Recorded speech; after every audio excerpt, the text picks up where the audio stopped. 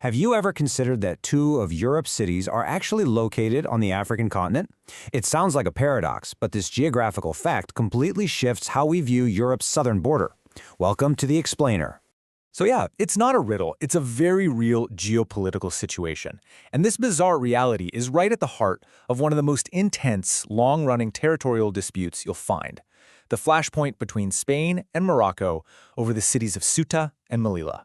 So to really get this conflict, you have to understand one massive disruptive point. This isn't a simple case of right versus wrong. Not at all. It's a collision of two completely different and, in their own ways, totally legitimate versions of history. And that's exactly why it's so tough to solve. Now, Spain's claim is anchored deep in history. I mean, we are talking centuries. Their presence started way back in the 1400s and 1500s, and they've got treaties that sealed the deal long before the modern state of Morocco even existed. So from Spain's point of view, these cities are just as Spanish as Madrid or Barcelona. It's that simple. And this brings us right to the fundamental disagreement, the impasse.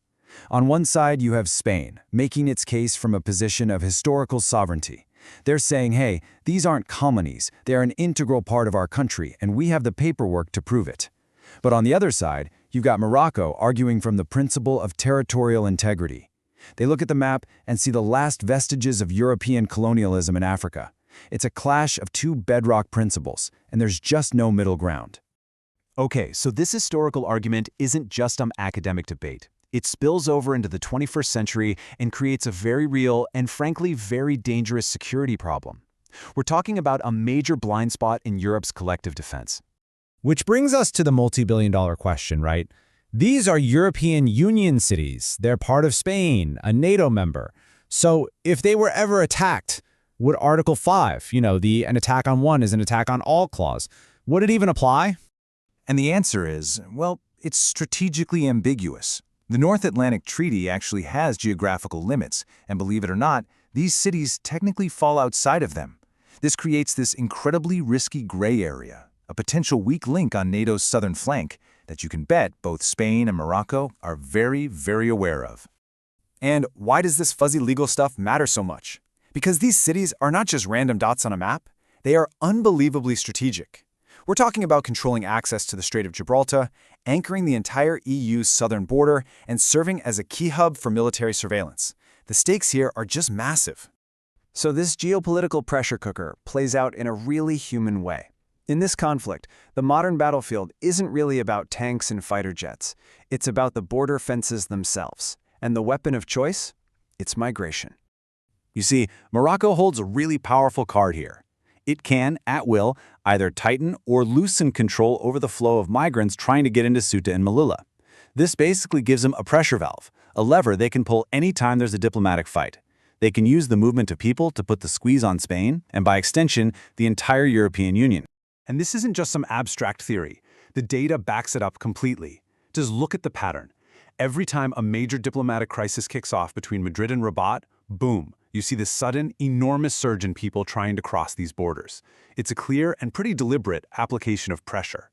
So, with all this going on, competing historical claims, that huge military question mark, the use of migration as a weapon, you have to ask, why hasn't this all blown up?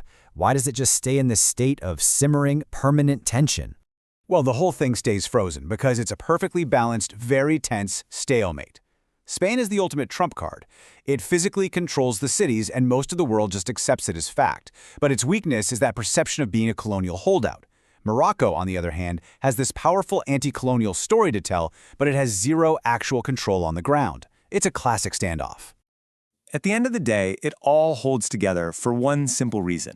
For both Spain and Morocco, the cost of actually trying to force a change, politically, economically, maybe even militarily, is just way, way higher than any potential reward they might get from winning. So the tense quiet continues. So what's next?